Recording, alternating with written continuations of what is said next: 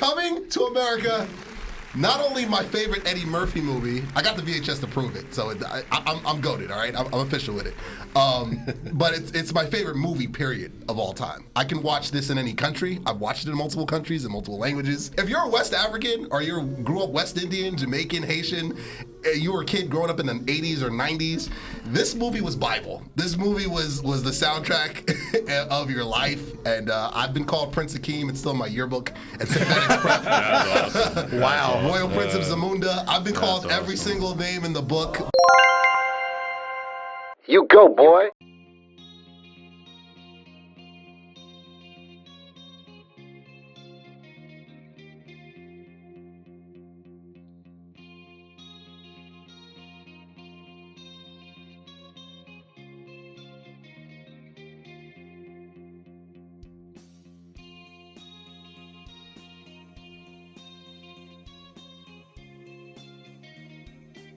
Yo, do not adjust your TV sets. This is episode 50 of the U-Goboy Podcast, the Eddie Murphy Appreciation episode.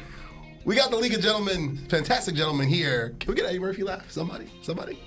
That's all you get. Merry New Year! See, we have a drop. Why you having me do it? We do. U-Goboy Podcast coming at you. Wow.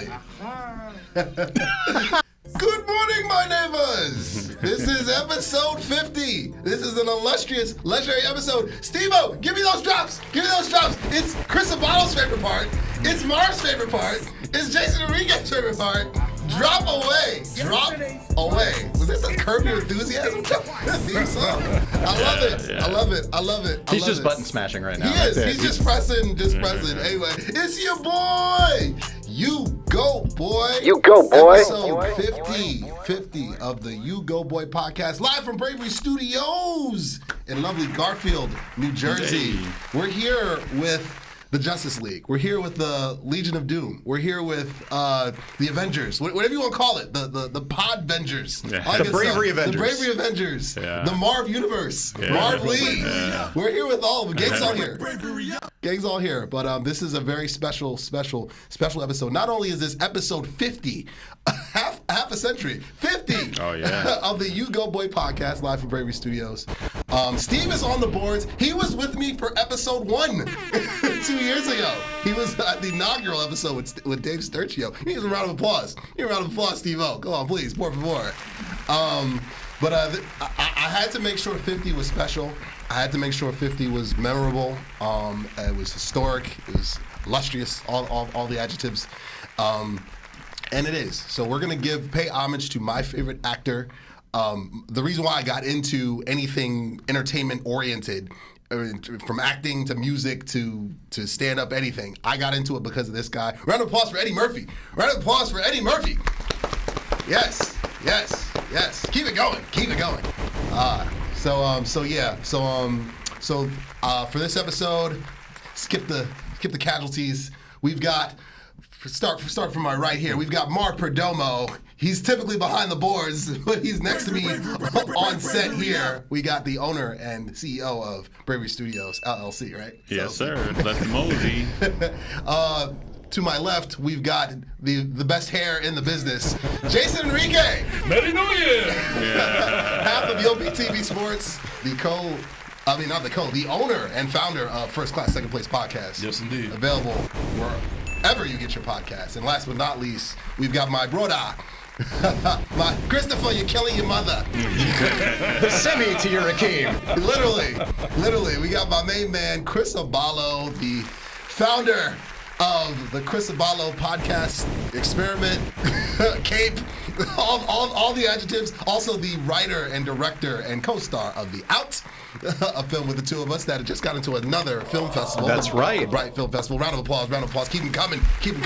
Well deserved, gentlemen. Well deserved. Thank you. Thank you. And And I'll break it because this is episode 50. Yes, and please. you as my co-star? Yes. At the Brightside Film Festival in Jersey City, August 10th and 11th, we have 5 nominations as well. So get those Dom DeMarcos going. Get them going. that's right. We're up for 5 awards for our little short film. So wow, very exciting. This will go out before then, right? Good times. Yeah. Okay. Yeah, that Sure. works. That works. I mean, we got 3 weeks. That works. We'll figure it out. But yeah, let's get right to it, guys. Yes. You know, this episode's all about Eddie. Eddie, again, round of applause for Eddie Murphy. Like he's the GOAT. He's goated. We're gonna dive into our favorite Eddie Murphy movies. We're gonna dive into the misses, because Lord knows there were a few of those. Some underrated movies as well. Totally. We're gonna do a lot of verses as well. Like it's gonna get spicy. It's gonna get muy caliente on here as we go movie versus movie. But let's kick things off. Let's kick things off and set the tone immediately. Everybody's favorite Eddie Murphy movie. And I'm going to start with mine because, why not? Spoiler, it's right here. Coming to America. Round of applause. Coming to America. Not only my favorite Eddie Murphy movie, I got the VHS to prove it, so I'm goated, all right? I'm official with it. But it's my favorite movie, period, of all time. I can watch this in any country. I've watched it in multiple countries, in multiple languages. I love me some Coming to America. Again, I kept the VHS. I watched this as a kid and had no business at the age of 3 or 4 watching this. My parents just left it lying around. And Eddie, he's just...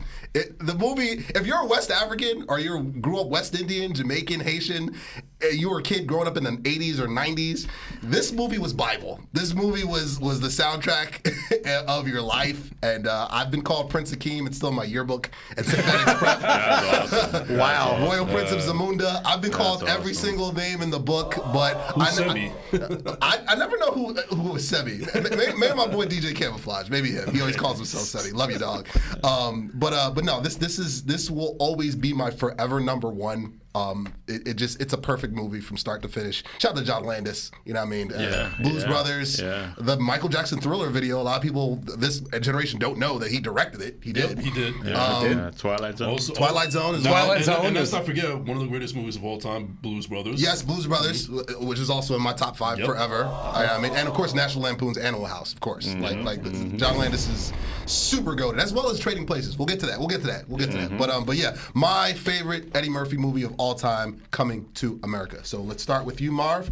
What is your favorite Eddie Murphy movie of all time? Yeah, I was adamant that we put it on the screen. So yeah, Golden Child is my favorite. Hey, round of applause. And unironically, your favorite. Unironically, you're not one of those people. It makes sense. Because it was just on TV so often when I was a kid that I think that was the first Eddie Murphy movie I ever watched.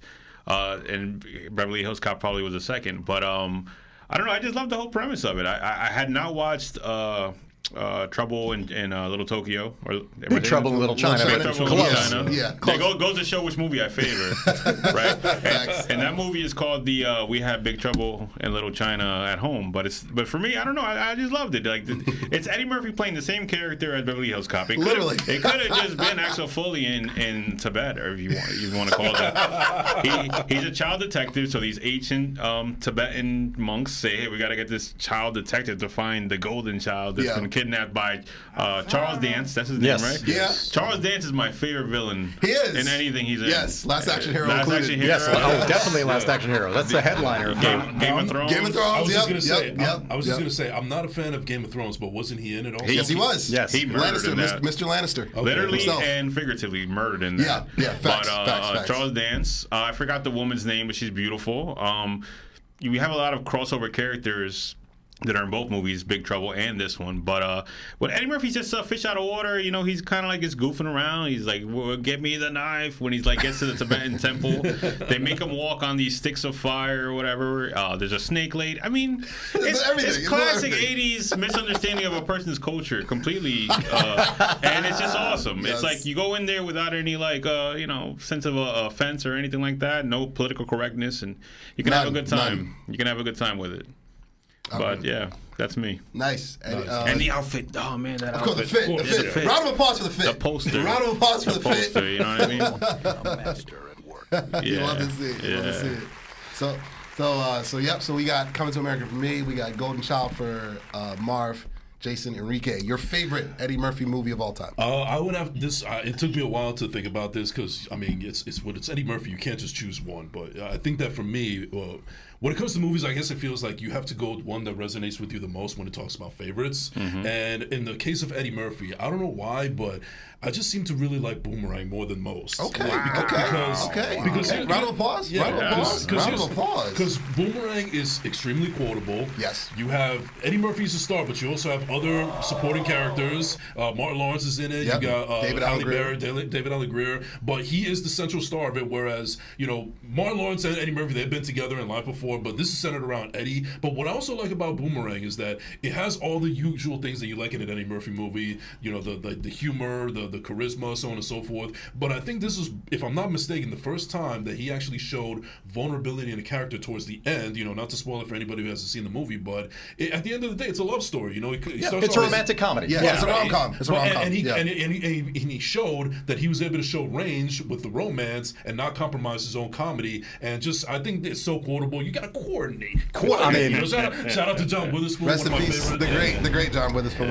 Come on, anything that has Halle Berry in is always going to be a great thing for me. So still my forever crush. Right. Still my forever crush. Yeah, it took me.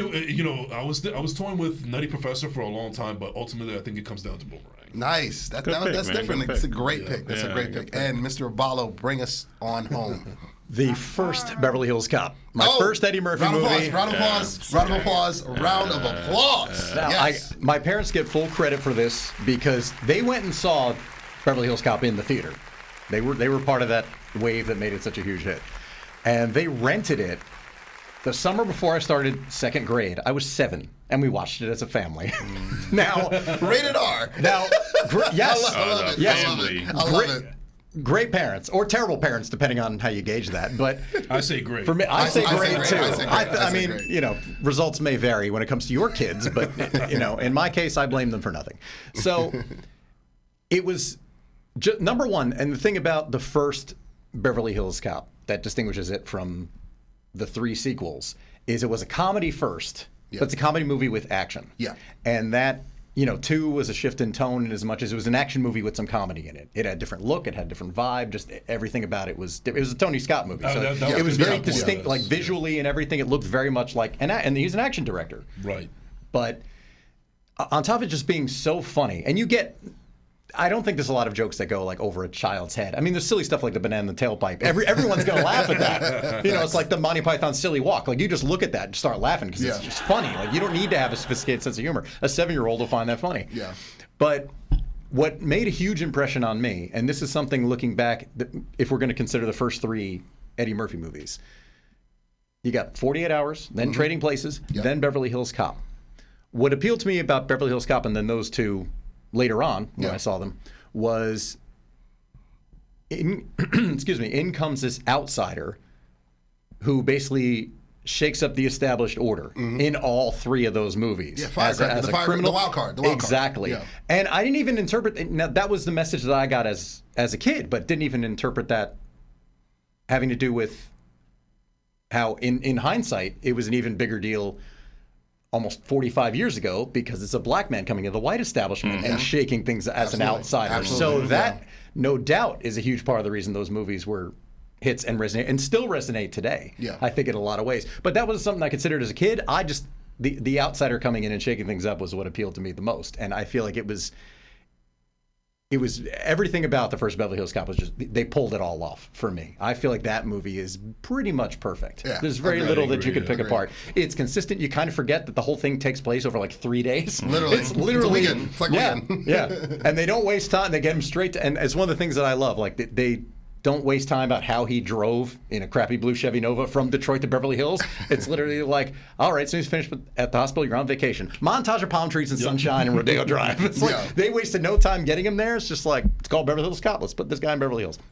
But I just love that. Now, obviously biased. I think in a lot of cases we're biased because our first movies tend to be the favorite. Like when you look at a lot of times any actor's filmography, I mean, sometimes that can vary. But I think the majority of the time, it's going to be your first exposure to somebody who you like. So yeah, for me, Beverly Hills Cop just kind of like set the standard for, this is how great just comedies can be. Completely period. agree. Completely. Yeah, absolutely. No, go ahead, go for it. No, I was just gonna say that it's like Trading Places really kicked in the door for him as far as like audience is concerned, and Beverly Hills Cop cemented his legacy in Hollywood. I second that. I third that. I think what he did was he did 2 times over. First with Beverly Hills Cop, he basically created a new genre of action buddy cop comedies.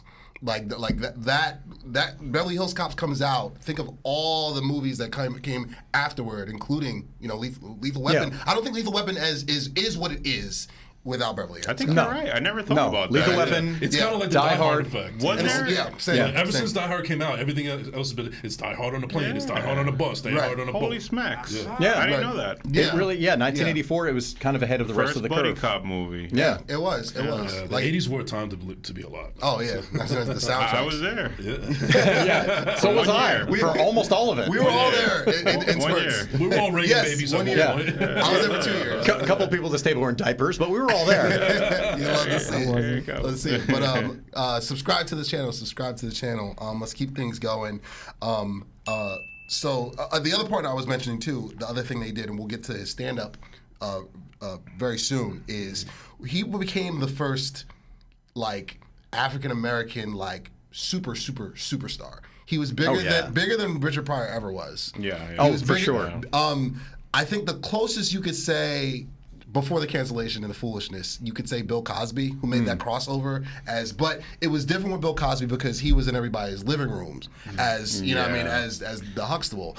Eddie was what Denzel is to our generation as well. He is a global international superstar. Totally. Or what Will Smith is. Great comparison. Yeah. To me, that's what transcended his greatness, not just again from the film aspect, but from the comedy aspect as well with the stand up. But we'll get to the stand up because we're gonna get to some versus action, and I can't wait for the debate to begin. We'll get our first take in. We'll get some Stephen A. Smith in. You know what I mean?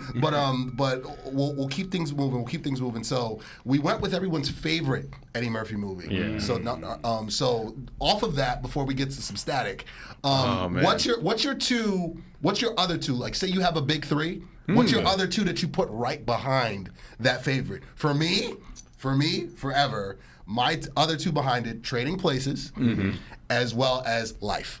Yeah. Because I'm a huge Martin Lawrence fan, and again, I know they were together in Boomerang, but he Martin was just still getting his feet wet in acting, and he didn't have a show yet. He wasn't established as Martin. Right. Life comes out. It was like our Malcolm X, Martin Luther King moment as black actors and black comedians. They're on my Mount Rushmore forever, and just I have to have that in there. And in life, you had a bunch of heavy hitters in there. Yes. Anthony Anderson, Bernie Mac, the other guy from How High, I forget his name, it's hard to pronounce. Just a heavy hitter of people. Everybody locked up was famous. Yes. Yes, literally, just missing Cat Williams. Yeah. But yeah. So those are my 2 for sure. Trading Places and Life. Your other 2 to go with your number 1. Man, I never ordered them up like that, but it doesn't have to be in particular order. Yeah. I'm just trying to think if I was to do it now. I like the first Shrek. And mostly because of Eddie Murphy. Yeah. I think all the quotables are his. I think Shrek has quotables, but I think Eddie Murphy's the one feels good to be on the road again. I love saying. Actually, shout out to his voice acting career, because even Mushu, and that's not my third pick, but Mushu in Mulan was also pretty good. But if I was to pick the third one, man, I guess I would go Nutty Professor. Yeah. The first one. Okay. Definitely the first one. I think it was just such out of left field. He was doing the transformative acting, turning into different characters and whatnot. Yeah. And as repulsive as that table scene is, with all I call it hilarious. I loved it. It's hilarious if too. If I'm having a bad day, I need to cheer up. I'll just go on YouTube. I just can't watch it with my parents. You know what I mean? But Oh, that's the one where you draw the line. Literally. You're right. A PG-13 Eddie Murphy movie. That's the line. You're right. But yeah, I like Nutty Professor, and I like Shrek. Yeah. All right. Yeah. All right, Mr. Enrique. For me, it's definitely Nutty Professor because I feel like just not all the points that Marv also made, but Marv actually had a discussion with Rick H. Shout out to Rick H. about prequels, sequels, and remakes. Mm-hmm. And when it comes to Nutty Professor, it's a remake of a Jerry Lewis film. Yes. Yes. And like so. Remakes are always a hit or miss, but in this case, I feel like you could even make an argument that the remake was actually superior to the Jerry Lewis one, considering the fact that Eddie Murphy had a lot to work with than what Jerry Lewis did on the original one, and it's still quotable to this day. It resonates with both the old audience and the new audience. And you also have to remember, in that before-mentioned scene with the dinner scene, you got to remember, it's just him and the kid, nobody else. Literally. But you're getting the impression that there's 7 other people, and then just having the abundance of energy that he needs to do for Buddy Love, and also having that vulnerability and that soft likability about Sherman Klump and feeling sorry for him. That scene where he's getting ridiculed by Dave Chappelle, and you actually feel sorry for him. The makeup was good for that time. The makeup was incredible. Yeah, incredible. Shout out to Rick Baker. Yes. I just thought that it was all well-rounded and very quotable insanely. And I think this is also a pick-me-up time for Eddie Murphy because around this time he was already going through a little bit of a slump, and this kind of like brought it back up a little bit. Yeah. Sure. And then the next one for me, I can't go against Trading Places. Trading Places that holds a special place in my heart, especially since I used to watch that with my dad all the time. Nice. I thought that him and Dan Aykroyd had amazing chemistry. Perfect. Also quotable. And my favorite part of Trading Places always is going to be when he does the fourth break wall when they describe bacon, lettuce, and tomato. Yes. Bacon, as in a bacon, lettuce, and tomato sandwich. That is the greatest fourth wall break I've ever seen in a movie or in anything. And so it goes Nutty Professor and then Trading Places. Or the Merry New Year. Like I felt like Merry New Year. Yeah. Him trolling all Eastern and Western Africans was just perfect. As well as Dan Aykroyd doing blackface. Until Dan Aykroyd shows up. Blackface. Yeah, I'm from Sweden. Oh God. It was a different time. Different time. No way. It's a different time. No way John Landis is getting away with that now. So bring it on home, Lalo. Trading Places and Coming to America. Nice. Coming to America was an early one for me, and that's one of those movies. I have a whole list of movies that I know the edited for television version better because that was, I think, must have been like 89 or 90. It was like a year before movies went to cable, from the theater to cable, and then it was maybe another year and a half before it went to TV. So I saw it on TV in 1990-ish. So there's still scenes that I still know some of the dialogue, I should say, better in the edited version. Like Body by Jake, get out of the cab. You dumb jerk. Yeah, exactly. Obviously, that's not what he says. Or good morning, my neighbors. Good morning, my neighbors. Shove it, buddy. Yes, the same to you, too. That was the edited for TV version. So I remember certain moments of that. Same with the barbershop, which is obviously awesome. There's almost nothing that can survive in a TV cut of the barbershop Lord. scene. Damn you. Who's next? But it was completely different. But nonetheless, as a movie, as the fish out of water story, we love, done. The only, as far as that type of movie, I feel like that fish out of water movie, the only movie that comes, I say that lands on the same podium is My Cousin Vinny. Those are the only two where it's just like you got a fish out of water who like has to figure out how to navigate this whole thing, and there's a happy ending. So I love Coming to America for that reason. And Trading Places I watch basically every Christmas season. Every December I watch it. Now I watch it in 4K thanks to Marv, was my Secret Santa. Got it for me on 4K last year. Slow clap. So, someone's talking. I was waiting for the shout out. Well, it was coming. It almost made the trip, but I supplied the posters for our lovely set today. Dom DeMarcos for the posters. Dom DeMarcos for the posters. Thanks, Aballo. For all three? Yes. Okay. Just checking. Literally. Yeah. I didn't bring them. Shit. Well, still. Listen, there's going to be a lot of YouTube comments about like, what the fuck is Pluto Nash doing there? Like, of all movies. That was my first comment when you walked in with the posters. Well, what the fuck are you doing? Let me explain what. Okay. Yeah, get into that. Okay. Number one. Make it quick. All right, very quick. Now, I like Pluto Nash. I know we're going to get to the filmography later, but why do you even have it? I like Pluto Nash. I don't love Pluto Nash. To me, it's a sci-fi B movie. I don't know how that cost $100 million in 2000 because that sat on the shelf for 2 years. They shot it in 2000. That's a savage right there, Steve. I have no idea. That money is not on screen at all. It literally looks like it looks like Killer Clowns from Outer Space or one of those movies, like B movies. It does. It's not as unwatchable as people make. It's a punchline because it was a big bomb. It made like $2 million and that's it. Not a bad. It's an enjoyable movie. But my friend worked for before it was AMC theaters, it was Lowe's theaters, that's true. He was one of the shift supervisors, so they would run all the prints like 2 days before, just to make sure, back when it was reels of film, just to make sure the prints worked and all that. So they run them on like Tuesday or Wednesday night after closing, so midnight, 1 a.m. or something. So I actually saw that before it came out, like 2 days before it came out. And I was one of about 12 people who saw it in the theater, period, even though I didn't pay to see it. But they used to Thank God. They used to get the original one-sheet posters, and they got extra ones to hang around the theater. So he said, do you want a Pluto Nash poster? I was like, sure, it's an Eddie Murphy poster. Why would I not? Beverly Hills Cop, that's a high-quality reprint that I got in California. And then Beverly Hills Cop 3, there was a video store right next to where I grew up in. I grew up in Lakewood, New Jersey. In Jackson, New Jersey, for a little while, there was a video store called Adventure Video. And I think they were able to hang like 4 or 5 posters in the windows. Whether they hung them or not, they would sell all the posters they got for $1 a piece. So again, Beverly Hills Cop 3, hadn't seen it yet, but did I get off pay-per-view? I don't remember. It doesn't matter. But for $1, I have so many posters and that on the bottom it says on video cassette because it's the VHS release. But that's how I have those 3 posters. My only 3 Eddie Murphy posters. But Beverly Hills Cop is always up my apartment. I do rotate those posters, but Beverly Hills Cop has been a staple here and when I was living in California. Well, when I get you for Secret Santa, I already know I'm going to get one of those posters for eventually one of these years. But, subscribe to the channel. Let's keep things moving. Real quick. Yes, one more time. Keep that same energy. Oh yeah. You got drops of yourself on your own show. I do. It's narcissism at its finest. Apparently. So let's go with the worst Eddie Murphy movie of all time, and no, it doesn't have a crazy backstory, but a little brief explanations of why.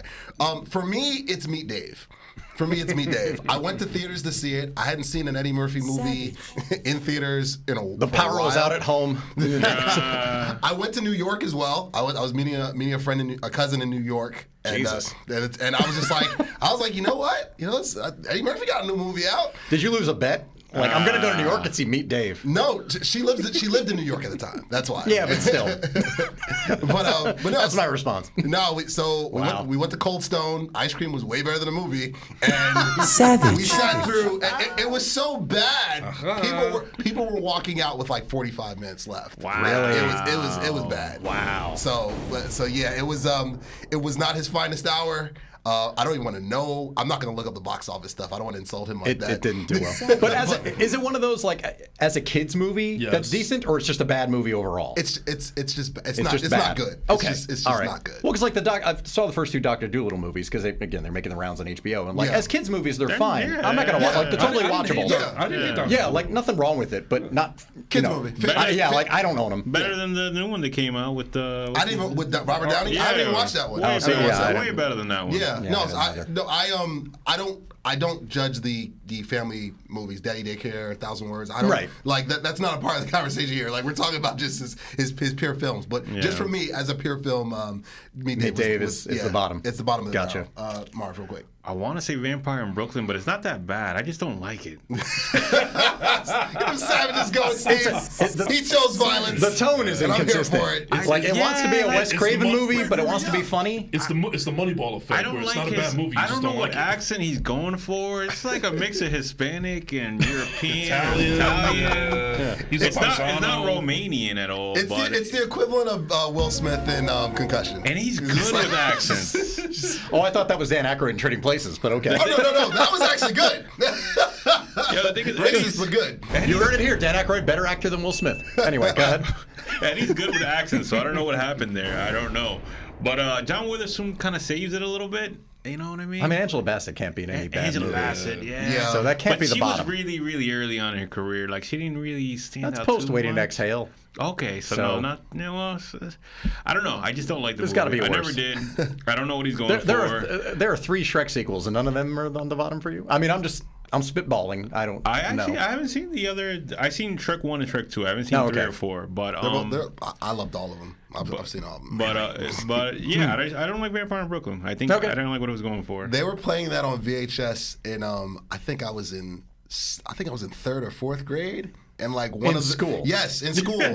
Shout out to East Orange, New Jersey. Yes, in third Shout out grade. to New Jersey Public Schools. My language arts teacher, Mrs. Ryan. Oh, that's she's still alive. I looked at her. A clunky accent is exactly what you want to show in a language arts class. She loved inconsistent accent. She loved playing Mrs. Doubtfire on VHS. She loved playing Vampire in Brooklyn for some reason on VHS. That's some range. Yeah, and she loved playing the first Home Alone on VHS. Wow. That was just her Very rotation. eclectic. And I was just like, what? And I'm just like, why is Vampire in Brooklyn being allowed for third grade? But that's neither here nor there. That was her whole collection, probably. It probably was. Maybe. It probably was. She got all 3 movies for Christmas one year, and from a just, thrift that's all she store, had. you know? Shout out to Mrs. Ryan's. Or the flea market. Could be the flea market. Yeah, flea market. This is $1. It's got Eddie Murphy in it. Kids will love it.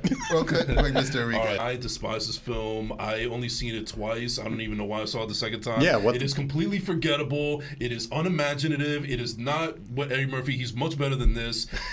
Whoa. I Spy. Oh, forgot God. about I Spy. I saw that opening night. Oh, man. I went opening night. Terrible chemistry with no Owen chemistry, Wilson. no chemistry. Terrible ending, terrible script, terrible villain. He was not believable as a boxer. They tried to do all the Eddie Murphy tropes and so on and so forth, and it just didn't work. I don't know. I just look. That's the one Eddie Murphy movie that I could think of that legitimately gets me angry. I thought you was gonna say Showtime with him and. No, you know what? No, I actually like that movie. That's a good movie. It's not great. Showtime. Right. Yeah. Matter of fact, I wish we had a segment, if you don't have it already, of movies that are generally viewed as bad. But No, we've got an underrated section as well. So Okay. we'll get All there. right. We'll get there. So I But Spy. yeah, I Spy is my absolute worst. That's the one Eddie Murphy movie that just makes me angry. It's okay. It's okay. We're here for you. And you went back for seconds. He did. God damn. Aballo, real quick. I We was gotta keep it looking moving. period. Norbit is the worst Eddie Murphy I was movie waiting for I have somebody to ever say seen. it. Yeah. I'd rather have a lit cigar shoved up my asshole than watch Norbit again. Yeah. In the group chat, Moving on. You said it. Get those savages going. Get those savages That's his going. Jack and Joe, right? Yes. That's his That's his Jack and Joe. Yeah, that's That's it. his Jack Okay. and Joe, yeah. I mean, look, They're both horrible. if we're talking about the worst Adam Sandler, that's a pretty full. Oh. that right pool is there. full too. You're Right. gonna do that episode. Fuck no, I'm not. The Adam Sandler appreciation episode. Yeah. Nothing. He's doing the Joe Pesci episode. Oh, I'm here for it. Oh, I will do a Joe Pesci. Let's talk some Pesci. I'm here for it. I'm here for it. Subscribe to the channel. Subscribe to the channel. Again, we're here with the Pod Avengers, Bravery Avengers, here on episode 50. Episode 50 of the U-Goboy Podcast, live from Bravery Studios. Steve on the boards. Steve is on the boards as always. So now we're gonna get into some Street Fighter. Ken versus Ken, Ryan versus Ryu, Guile versus Blanca. Give me some more perfects. This is the versus round. It's a new segment on the show. Okay. I'm starting on this episode at the half a ticket, the versus. So I'm gonna put up an Eddie Murphy movie versus another Eddie Murphy movie. Real quick, your choice, and real quick, why. Okay. All right. So we'll kick. Wait, you going one by one, or you throwing it out the table? I know where you're going first. I'm throwing it out to the table. All right. I'm throwing it out to the table. I know where you're going first, and I'm scared. I've got about, let's see, I've got about 5 or 6 of them. So All right. we'll get all of them. Okay. So Let's go. let's kick things off. Let's kick things off with the stand-up comedy. I knew it. All right. I knew it. Let's kick things I off. can't pick, man. Yes. We've got the DVDs here, so you guys know that I'm for real. Oh yeah, we've got the red leather suit and we got the purple leather suit over there. Yes. So Eddie Murphy Raw or Eddie Murphy Delirious? Raw. For me, Raw. Raw. For me, Raw. Same. It's a perfect stand-up from start to finish. To me, it's more quotable. To me, it's more funny. To me, the stories have more texture. And I feel like Delirious, he was still younger and still figuring it out as a comedian. Right. Raw, he seemed more seasoned. He knew exactly where he wanted to go with it. Mm-hmm. He was still going with the shock value, but Lord have mercy, the Italian bit. Oh. What do you think of an asshole? Yeah. Fuck out of here. This is right here. Those right are here. rocking. All true, by the way. I will attest. I don't want to spoil things for you, but Sly wins this one. Yeah. Come on. Oh, we man. do that. There's outtakes of us doing the film. When Yes. we're quoting Eddie Murphy. Yeah. Yes. lot. So for me, Raw. Chris, Same. Yeah, I have to go with Raw because I feel like he leveled up from the first one. Facts. Raw has 90% of it is aged better than Delirious. Facts, So that facts. we have to, if we're going to look those at Don DeMarco's things going, Steve. He's on fire here. Which again, a different time. You can't view everything through the lens of today because everything progresses. I mean, that's hopefully the way society moves toward progression. You would hope. But yeah, I feel like that was just the stronger of the two and longer, but still pulled it off. Yeah. I just feel like everything he referred to was just all the material was better. Delirious for me. Delirious for me because that's the first one that I saw and I loved it, even though I understand where you're coming from, where some of the jokes haven't aged as well, so on and so forth. But I was in there with the mindset that this was what the time what it was for that time, and it was perfect. And so I saw Delirious first, so now I'm ready to see Raw. And so I'm already in love with Delirious, that I'm actually having high expectations for Raw. And I love Raw, but there was just something that didn't have that enough punch with me that Delirious had with me. I just think that it stuck with me more. I understand more of the jokes better. I could quote more of Delirious than Raw. And I could make the argument that the red was more iconic than the purple, the suit. It's I mean, because it's a strong argument. People will resonate more with the red than the purple. I feel like. And also, what I find interesting from a movie making standpoint is that with Delirious, you have him and you also have the crowd really into it. With Raw, the camera's just really focused on him. You hear the laughs in the background and so on and so forth, but it's just centered around him mostly. I feel like with Delirious, you actually feel like it's a big communal thing. It's like a party. Everybody's all laughing loud and raucous and everything. And it's just Eddie Murphy at his finest, I feel like. And he had a lot to live to at that point, especially since this was his first stand-up special, like his first. So he had a lot to live up to, and I just feel like Delirious is my way to go. And nothing against Raw. I love Raw. Don't get me wrong. I love it. It's like Back to the Future too, but I got to go with Delirious as far as that's concerned. It's still funny too that he had the bus boys from 48 Hours. He had them do the intro music on Delirious, which is still funny. Get those perfects going, Steve. Marv, real quick. I had to figure it out as you guys were debating it because I love both of them so much, but I think Raw, man. I think it is Raw. Okay. The Italian joke that hit so hard. The opening story with Bill Cosby calling them.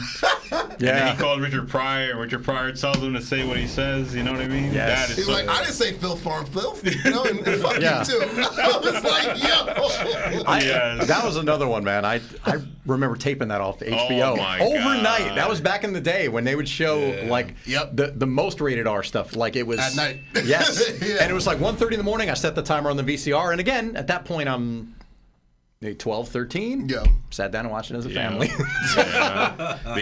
Eddie Murphy talking about pussy all the time. And it's just like, we're watching this. I love it. It's a family. Was Samuel Jackson in Delirious also in the beginning? Yeah, he played his uncle. The whole family. The whole family was there. Yeah. Come on. When you got a screaming Samuel Jackson, the greatest screamer in Hollywood history, come on. Yeah. I mean, they're both good. It's hard to compare. It's hard. It's hard. And like I said, I love Raw, but in this case, if I had to choose one, if somebody has, something, my life is at stake here. Yeah. I'm choosing Gun to your head, you're choosing Delirious. It's all good. Do you know what happened? Do you know what happened to the red leather suit?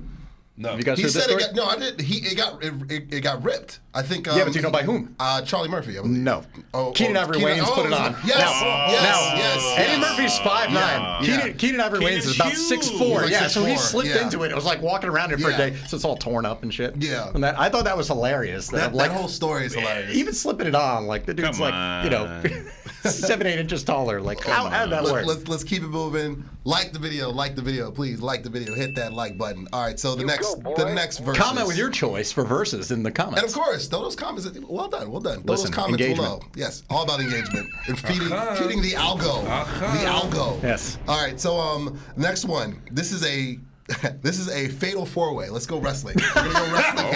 Okay. Just to save time. A fatal four-way. Okay. That should be the name of this episode. Exactly. Coming to America versus Trading Places versus Harlem Nights versus Life.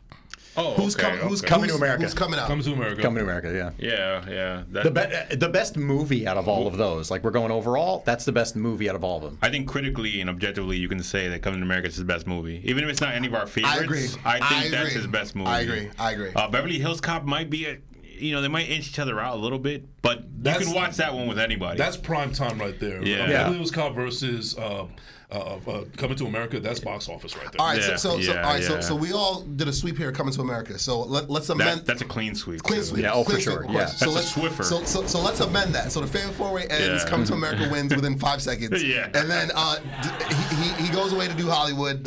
Trading Places goes away, and now Harlem Nights versus Life. Life. Yeah. For me, Life because of Martin. Life is Really great. because of Martin. Harlem Nights, I get it. I know what he was trying to go for, but just as a movie, it didn't. it was like, honestly, like The Golden Child. It's like he tried to do something a little bit different. Audiences didn't embrace it. It kind of hasn't stood the test of time. I mean, it's a fine movie. I watched it recently on Paramount Plus. Like, it's a good movie. I know what he was trying to do. Yeah. And it was great that he put Red Fox back on the map by putting him in that movie, honestly. And worked with Richard Pryor. Finally. And I could also make the argument with Harlem Nights that the funniest moments in that movie are not because of Eddie Murphy. It's because of Red Fox. It's because of Richard Pryor. Della Reese. She kind of stole the show, to be honest with you. Even the white guy, hey, I never coming home. You know, that's one of the best scenes in it. But so I feel like Eddie Murphy has least to do with the funniest moments in Harlem Nights, and he's just a force to be reckoned with in life. And him and Martin Lawrence have that perfect chemistry along with everybody else. So yeah, it's life. My parents still quote the scene after he kills, I think, Jasmine Guy after she had the gun underneath the pillow, and then Red Fox, he tells Red Fox, and then Red Fox is like, "Damn, was the pussy that bad?" Savages, which probably wasn't scripted. That sounds vintage Red Fox. Rest in peace to Red Fox. He gets his flowers. Lord have mercy. So now you're gonna shoot my pinky toe. Like there are moments in that are really, really funny. Go ahead, shoot it. It's one of those movies where there's like funny scenes, but it's not a great movie. Yeah. But I get what he was going for, and you gotta take big swings. I get it. Him finding Della Reese is still hilarious. That still has to. By any chance, do you remember that Busta Rhymes video where he actually reenacted it with Monique? Yes. That was crazy. Yes. Classic yes. As well as Put Your Hands Where Your Eyes Can See, where Coming to America. I think he had some of the actual dancers too in there. Believe it or not. That would not surprise me. But let's keep it moving. Shout out to Hat Williams. Yes. Yeah. Let's keep it moving here. So the next verse is 48 Hours versus Beverly Hills Cop. Beverly Hills Cop. Beverly Hills Cop. Yeah. This one's harder for me, man, because Nick Nolte and Nick Nolte were great together. They really were. They were, but you know what? I just feel like him and Rosewood and Taggart were just more iconic. I think Beverly Hills Cop was funnier. Yeah. Yes, for sure. Honestly, full transparency, I like the backstory in 48 Hours more. That's just me, because again, think about what he's doing. Him going into a bar, a freaking Confederate bar, right? which was also ahead of its time. He was talking about that in a recent interview. He was just like, that was very hard to shoot because even the director was talking to the extras. They were not down with it. They were not with it at all. Yeah.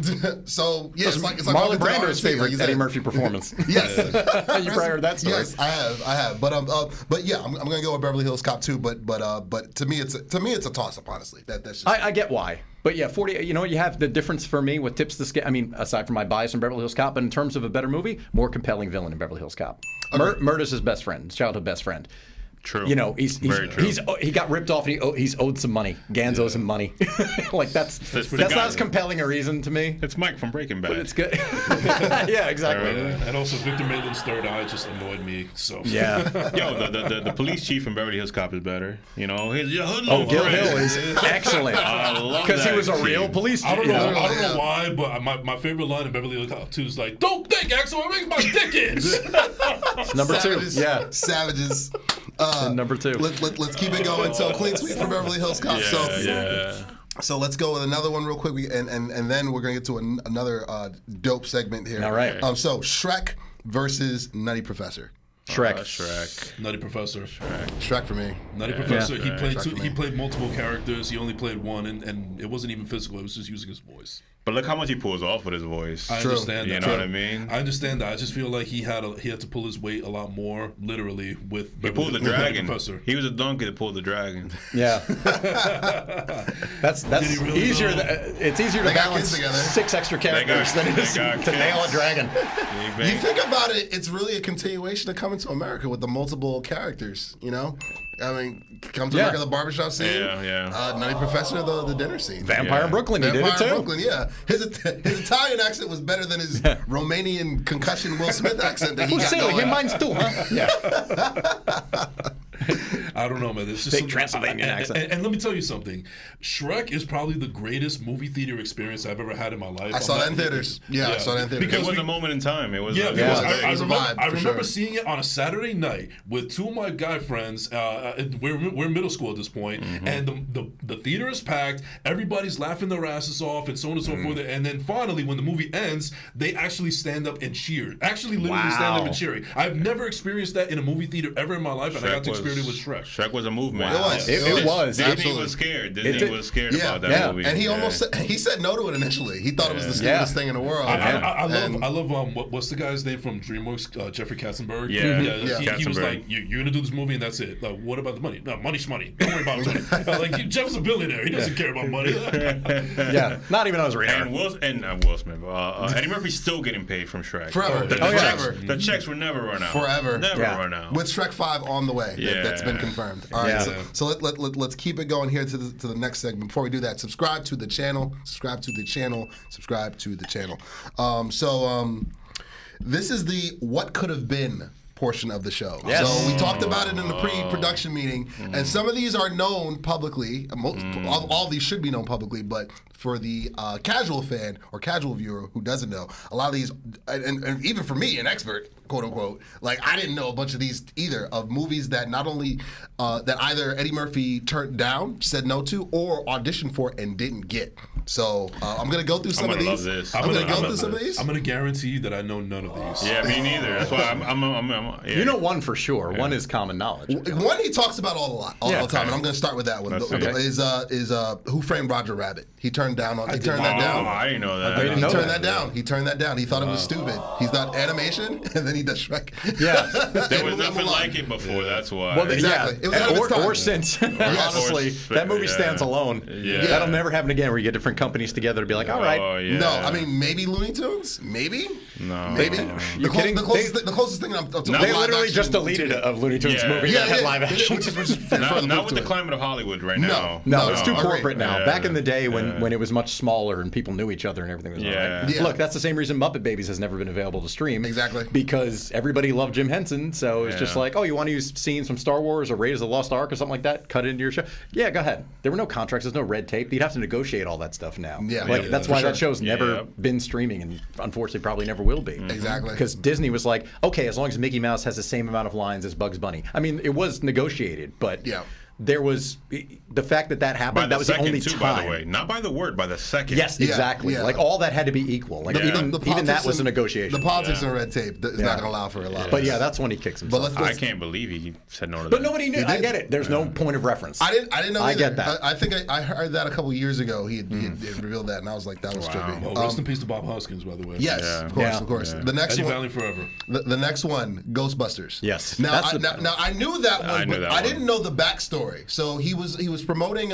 Axel F on Jimmy Kimmel. No, I'm sorry, Jimmy Fallon. Whoa. Jason Enrique's favorite late night host. And he mentioned that it's not that he said no to Dan Aykroyd because he didn't want to do it. He actually was interested in it. He was shooting Beverly Hills Cop. Right. And it was just if it was one or the other, then he did the right thing then. Oh, well, yeah, of course. But Beverly Hills Cop only came along because that's the thing. He was going to do Ghostbusters, because Stallone left Beverly Hills Cop and took all his ideas and made Cobra. Right. Another underappreciated gem. But I think our timeline is good. I think he had to be in Ghostbusters. It worked out. Yeah, it worked out. It's fine. But then obviously Winston got reduced and everybody took that as, meaning something different other than like, no, we need somebody to come in because it's getting too big. We need a fourth guy. Yeah. And it's just as well. But it was going to be another vehicle for him and Belushi originally. Absolutely. But the way everything shook out. Rest in peace to John Belushi. Yeah. Ghostbusters shouldn't have worked as a movie either. It shouldn't have. But, lightning in a bottle. Literally. Yes. So we'll keep it going. Some of these are just shockers. I know they're going to shock you guys. I found this one out today. He was up for Malcolm X. Yes. He was up for Malcolm. He was up for Malcolm X. Spike Lee was strongly considering him, but then decided to go with his buddy Denzel. I had heard that, but I did not. That was news to me. I don't know. If that was news to me. Anyway. I don't think it would have worked either. Plymouth Rock? I don't think that. I don't think it would have been too. Steve loved that one. Denzel at that point, all anybody knew him from was Gloria. So he could only. Doing another drama like that, another heavy drama, coming off of Glory, which is a heavy movie, of course. Yeah.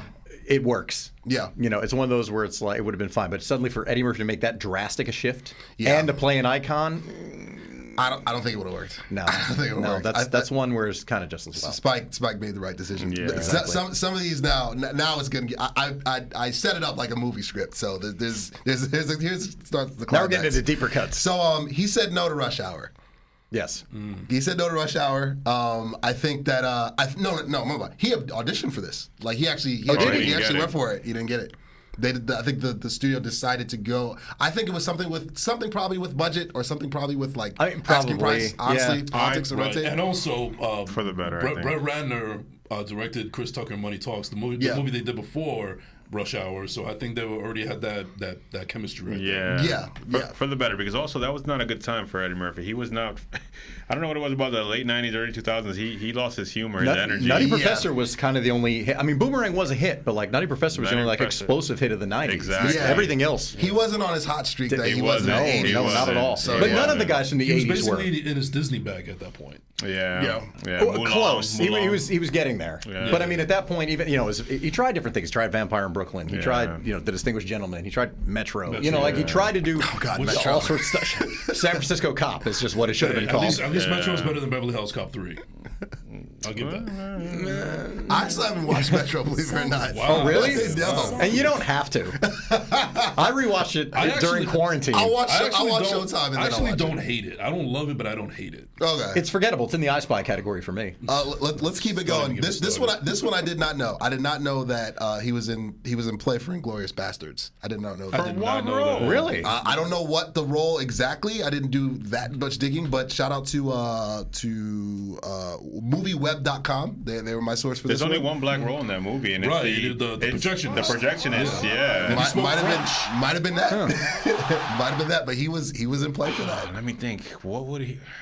I have no idea. Well, I mean, Quentin also does like huge scripts and then has to condense them down. So there probably was a character in there that may not have been in the final movie. Now, if you told me Django, then I would have. I said because he actually wrote that for Will Smith first. Before Jamie Yes, Foxx. I heard that too. And Will Smith being Will Smith, of course, turned it down because he didn't kill the bad guy. Yeah. Oh well, that's cool. Jamie Foxx killed it. So. Yeah. Let's keep it going. Candyman. He was up for Candyman. Oh, thank God. And I did not know that. I did not know that either. Like that'd have been. Could you imagine? See, same thing. That's like Candyman was 92. Yeah, 92. Yep. So that's around the same time. Yeah, I think most of these turned out for the better. Yes, I agree. Also, I agree. And I think the thought process there in the early 90s was because one of the big things that was against Beverly Hills Cop 3 is that John Landis said that the script was not any good, but he thought that with Eddie Murphy's comedic talent, he would have actually elevated it. Yeah, but during this time, Eddie Murphy wanted to be taken more of a serious actor, kind of like Yeah. Wesley Snipes and Denzel Washington. So that's why he went against the comedy. So basically, during this time, I think he wanted to show that he was just more than just a comedic icon. Yeah. Well, I think he was getting overall like showing he could act. Like you said in Boomerang, he actually showed that he could act. And I just rewatched Boomerang again, which is a movie that the older you get, I mean, I thought it was funny when I was 12. Yeah. But the older you get, the more you've had relationships and all of that and just dated. Right. It hits different as an adult where you're just like, wow, even those movies 32 years old, like it still tracks. And the best looking movie too. Everybody's dressed, everybody's hair, like everything. Yeah. Like that cast looks immaculate in that movie too. I think Eddie Murphy was dripping swagoo in that one. Oh, absolutely. Everybody was. 100%. Everybody was dressed. Immaculately. All right, so we have that, and then Distinguished Gentleman, which was shot right behind Boomerang, where again showing a little more depth, a little more acting, not just pure jokes, but try to have a little bit of depth to it. Yeah, he was kind of moving his way toward that, and I get it because when you've done Beverly Hills Cop and Coming to America and think about the run in the '80s, like what are you gonna do? Just keep repeating that and just do the one thing over and over again? No. Leave that to Kevin Hart.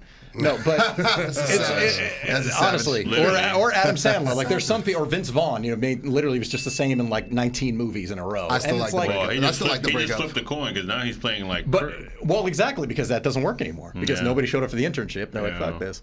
So they thought it was Wedding Crashers. Yeah, exactly. Another Owen Wilson direct. I mean, redundant. I like Wedding Crashers. Wait, you don't like Wedding Crashers? I do like it, but I don't like it for Owen Wilson. Oh, okay, yeah, I can see that. Yeah, it's in my top 10 favorite. He was playing the straight man in that movie. Rule 76, playing like a champion. No sense. Bradley Cooper in there is still ridiculous. Oh yeah. But we'll continue. We'll wrap with these two more, and then we'll get to the final segment. I did not know that he was in play for. Driving Miss Daisy. Oh, really? Yes. For Morgan Freeman's role. Yes. Really? Yes. If he would have done that, Lord. I think he would have saved that movie. I feel like that movie's a meme now. I watched that. I watched that in middle school. I actually think he should have got that role. I think he should have got that. You ever driving slow and someone calls you, you know you're driving Miss Daisy over here, you know? I just know it for the racial undertones. That's all I know. I don't know. I wonder how much of these were just kind of like rumor and like speculation, because there wasn't a whole lot. Because lest we forget, this entire movie basically dedicated to the effect Eddie Murphy had on the film industry, Hollywood Shuffle, where everybody wants an Eddie Murphy type. Yeah. You know, which if you haven't seen it, everybody check out Hollywood Shuffle. Well, I know but for that moment in time. Yeah. Okay. It literally is like everybody. They keep saying it, Eddie Murphy type, and that was the whole thing. If you were a black comedian or black actor, all anybody wanted was like, you know, a young Eddie Murphy. That's the joke. Who's the 3 stages of show business? It's I forget who's. I just retweeted it. I don't remember who told the story. But it was, you know, like, just to use Eddie Murphy as an example, so I don't hold up the list. Yeah, go for it. But it's who's Eddie Murphy? Get me Eddie Murphy. Get me a young Eddie Murphy. Those are the 3 stages of show business career. He was the archetype. And it's true. He was the blueprint. And yeah, Hollywood Shuffle is literally that's 88-ish. So I'm thinking like, I think Drive Miss Daisy was like 91, 90. I just don't know that would have been. I feel like that's something maybe they wanted, but I don't think it would have been worked. the same style. That's why I wonder. It's like wouldn't have been. I feel it wouldn't have been the same movie. Maybe somebody discussed it, but I don't know that it was ever like a serious, contention. Well, thing. it I'm was saying at that time. I know Roger Rabbit absolutely was. It was discussed for him to play Robin, and I believe I don't know if it was the '89 Michael Keaton Batman. I think you're thinking of I know Marlon Wayans too. Wayans. No, but the thing Marlon Wayans was supposed to be in Batman. No, he wasn't. Yeah. What I'm saying, it was he didn't read for it.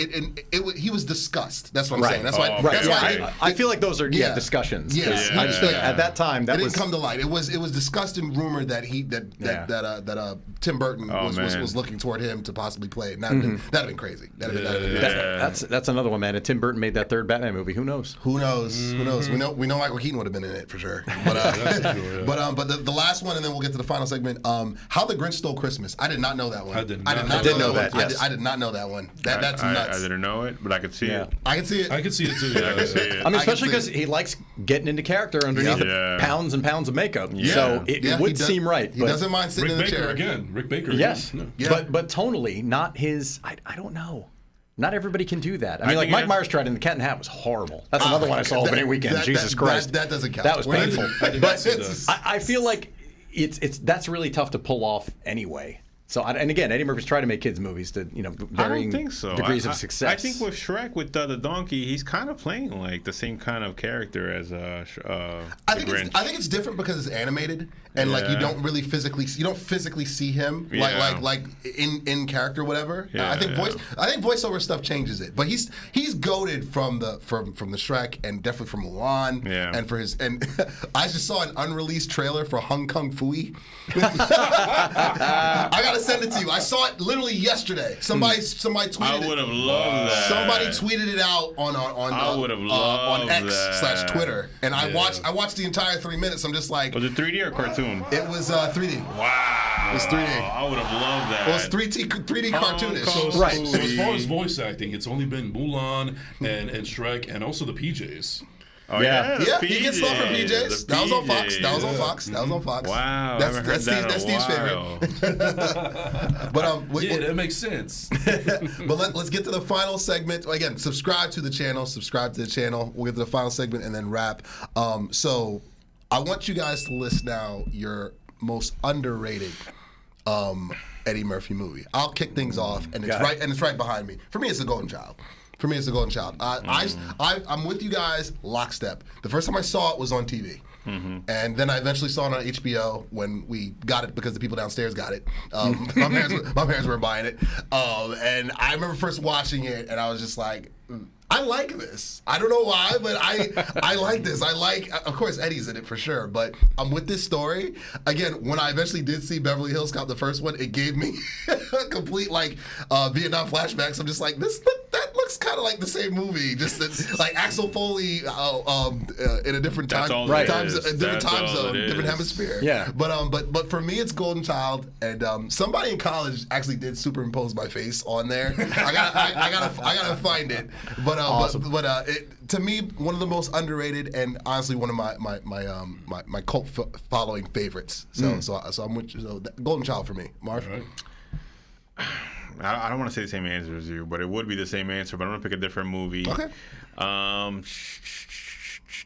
Dreamgirls. I'm sure we haven't brought it up already. It's not underrated whatsoever, but it's not brought up. Not Oscar nominated. It's not brought up. It's not in the conversation. He has the most songs in Dreamgirls, more than any of the Dreamgirls. Yes. He literally sings the most songs. Yeah. James Thunder early, baby. Yeah, and then Dolomite. I'll go Dolomite also. Yeah. That was his comeback movie before coming to America, before Axel F. So. All right. I don't know if we were supposed to pick 3, but I just said. No, you can, because I think if Dolomite Dolomite actually hit, and I think that Netflix used Dolomite as like their litmus test. They're like, all right, we love you, you're a hero, everyone still loves you, but let's see if this still tracks, like if you still got it. And then when the response came that people loved it, then it was like, okay, we're gonna give you more millions and millions and millions. Yes. You could do Axel F now and everything else. Yeah. You know, so I like that. All right. I think this is one of the most underrated comedies of all time. I love this movie. I can quote it all the time, and I'm surprised it doesn't get the love that it deserves. Bowfinger. Agreed. That's my list too. That's on my list too. Bowfinger. Him and Steve Martin, immaculate chemistry. I love how the whole satire of Hollywood. It still resonates to this day, and resonates more now, I think. Exactly, yeah. And you know, him actually being very meta with the whole Kit Ramsey thing, and also playing his brother with the nerdy, dorky type. I thought that was phenomenal. Yeah. Awesome. Off of that real quick, and I just want to get some coffee. Anybody want coffee? That movie's so good. It's so good. I forgot to mention on the list, speaking of Steve Martin, Dirty Rotten Scoundrels. He was actually rumored to be a part of that as well. I don't know if that was discussed or if he read for it, but he was somehow attached to that too. And also from a filmmaking standpoint, anybody who has ever seen Bowfinger, I feel like at the end when they're actually at the movie premiere and they're just taking in everything after so hard they worked on, I think that if you had dreams of being a filmmaker, that's like very inspirational right there as well. So I love Bowfinger. I think it's one of the most underrated. I haven't seen it in a while. I actually need to watch that. Oh, I haven't seen it in a while. No, you need to rewatch that. No, but I have Hacker X, so I can get to it. All right, so Bowfinger is my severely. All right, Christopher. I got 3. Bowfinger, absolutely, for a bunch of ways. I mean, I thought Bowfinger was funny anyway, but like having spent some time in Los Angeles and around a lot of characters and the Scientologists, who there's not so subtle digs at Scientology. I love it. Yeah, Mindhead in Bowfinger. The group is called Mindhead. It's even funnier 10 years later, like than when I watched it in like 2012-ish, Yeah. And also let's not forget Robert Downey Jr. minor role before Tony Stark took over. Yeah, brief in what was that? 99, I think. Is Bowfinger? Yeah. Which is so weird that at that point, I guess I was just kind of like checked out of like Eddie Murphy movies, because I don't know why I didn't see that. How did it do at the box office? It didn't do good, right? It did well. It did well for a comedy, but it also was like it was like a $40 million comedy. So like it made money, but the fact that it hasn't like lasted in the pop culture lexicon or in terms of even in the discussion of Eddie Murphy movies, and there's a bunch of those movies that I think fall into that category. Well, maybe because it's some people look at it more as a Steve Martin film, because he not only did he star in it, but he wrote the script. Right. Okay. But I don't know. I think that Eddie Murphy was a powerhouse in that movie. He was, and he huge Steve Martin fan, so he was way too excited to be part of that, and also being a star of that level, like you said, it is a great satire of Hollywood, of celebrity diva behavior and all of that, and certainly the whole Scientology, the cult of Scientology. You actually have plutonium?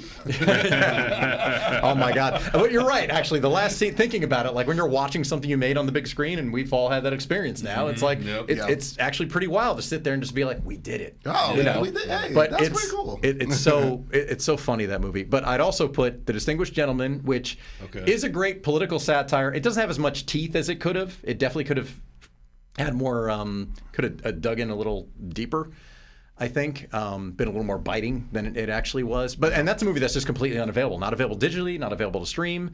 Was on DVD, now out of print, never been on Blu-ray. I'll find it. I got it. I mean, I own the DVD. All right. But you'll find it. You'll find it anyway. But it's one of those movies that has unfortunately just, disappeared, which I liked it. I thought it was a funny movie. Again, it kind of had a message, and as far as like, lobbyists and all the things people hate about politics. It did kind of go after that. And it's a shame, because I actually saw The Distinguished Gentleman once when it was on streaming. I think it was on HBO once. This is before the days of Netflix. Of course. And I remember watching it once, and I didn't like it, but I was a different person back then, and I feel like now I would learn how to appreciate it, but it's nowhere to be found unless, you go hook it up. Yeah, I'll find it. I'll send it to you.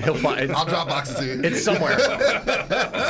But I put that in there too. Well, I mean, story-wise, there's a couple of moments, and then like that. the third act is kind of rushed. So I get why maybe it's, maybe not as solid of a movie, but I do think it's underappreciated. And then my third choice would be Mr. Church, which nobody saw. I've always wanted to watch that. Really? Yeah. See, that's one. I've always watched that. Yeah, really? I remember the trailer for it. 2016 is the first movie he did since Tower Heist, another in that line of forgettable. I saw that in the theaters too, and I didn't laugh once. Yeah, me neither. Yeah, not at all. And I was just like, Eddie Murphy, Matthew Broderick, Ben Stiller, never been a fan, but whatever. Let's see how this goes. And literally just didn't laugh at all. Right. But so that's in that I Spy category for me. But Showtime was better. Anyway, Showtime is better. Showtime. I had that on DVD. I'll tell you. Sidebar. Oh, I do too. I still do. Yes. Sidebar for Showtime. The only thing that I feel like missed opportunity with that. I get the whole reality TV show thing. So of course it's going to take place out in Hollywood and blah blah blah.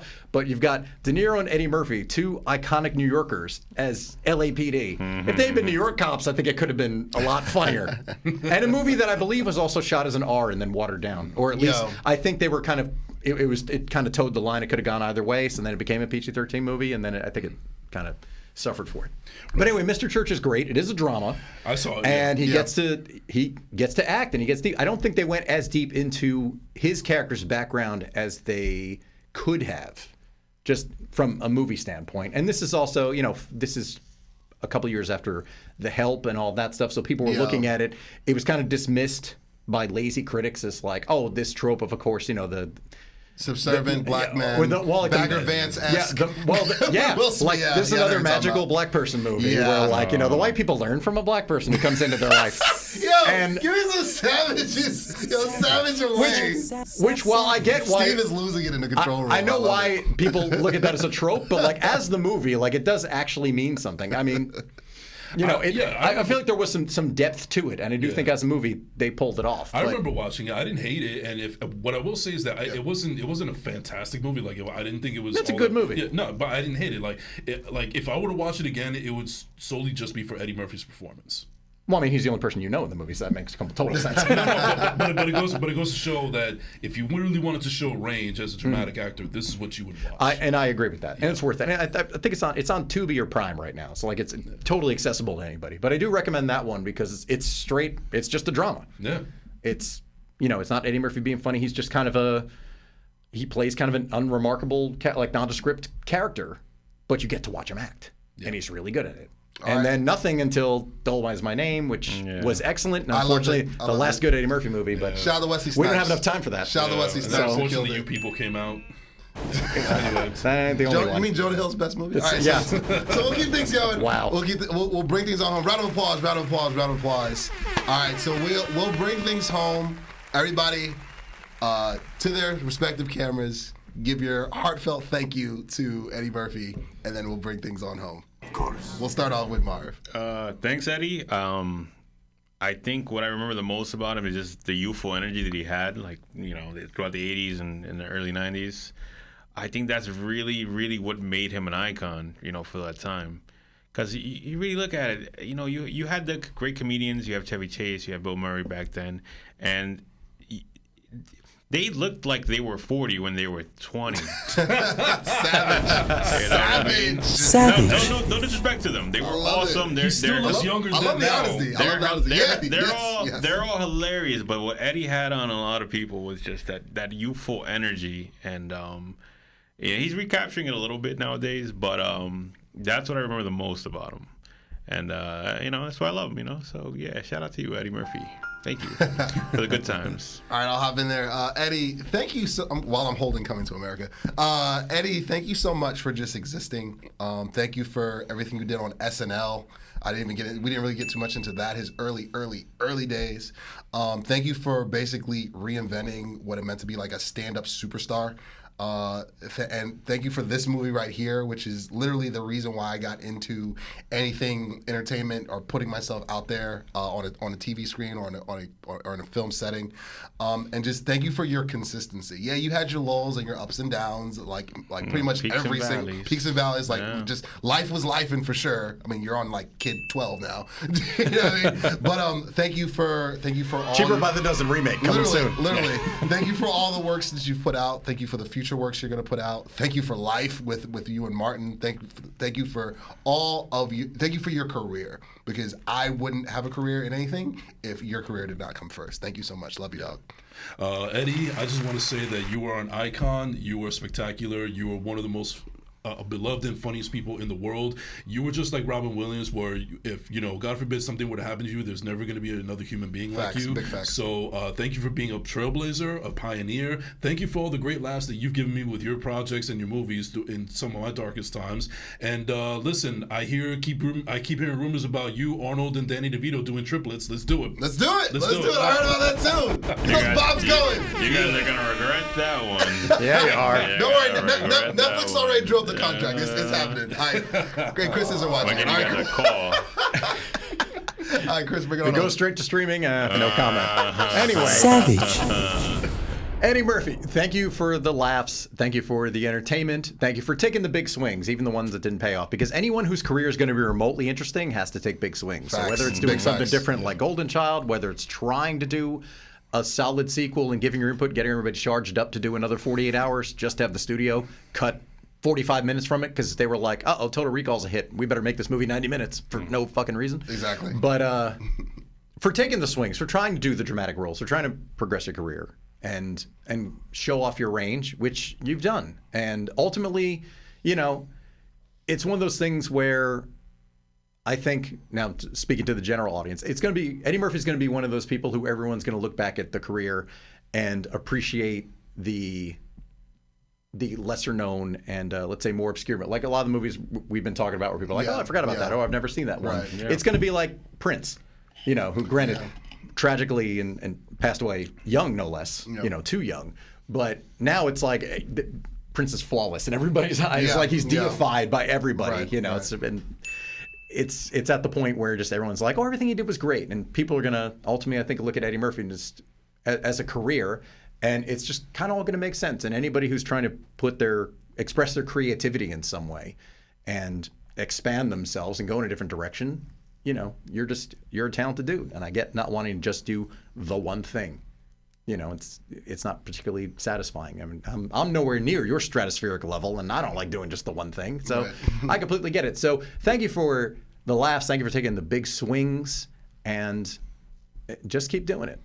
As long as you're enjoying, as long as you're having fun, you're minted. You can literally do whatever you want at this point, and everyone's just going to be like, please sign the check. Yes, we got Eddie Murphy. Make it happen. And also, rest in peace to Charlie Murphy. Yes, rest in peace to Charlie Murphy, and shout out to the Golden Globes for giving him his Lifetime Achievement Award while he's here. Like I watched it from beginning to end with Tracy Morgan introducing him and him accepting it. I was so happy that they recognized him, and Oscars need to give him one too. Everybody give him his flowers while he's here, not in postmortem. But before we wrap for good, I want to just say thank you guys for coming on. I mean, you guys are my brothers here at the Marvel Universe at Bravery Studios. To believe that we started from the Die Hard virtual to here, hey, look at us. And of course, last but not least, I want to dedicate this episode to my best friend, Sadani Bell, and his mother, Daniela Bailey, who tragically passed away over the 4th of July weekend in South Africa. All of us were very close to him. Obviously, I was the closest, considering that we grew up together from middle school. So our heart goes out to his family and to, of course, his children in South Africa as well. There was a reason why I took a little bit of a hiatus before we did this episode 50, and it was because I'm still working through that, and I'm still working through it now as I get choked up.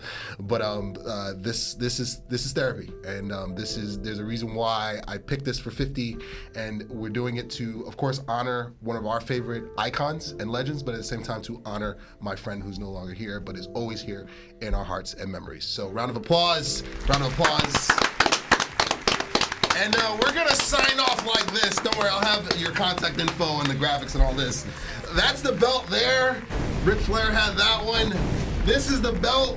Cody Rhodes has that now. That's coming to America on VHS. Marv has amazing glasses. These are awesome glasses.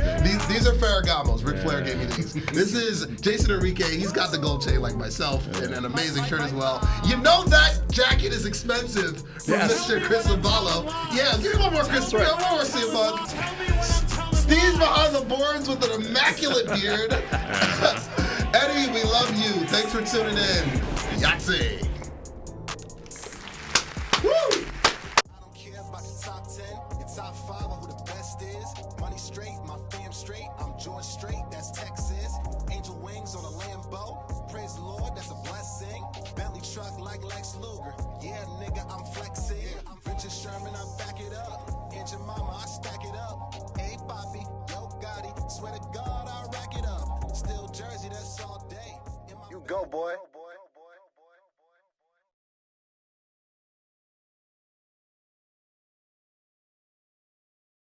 Yahtzee.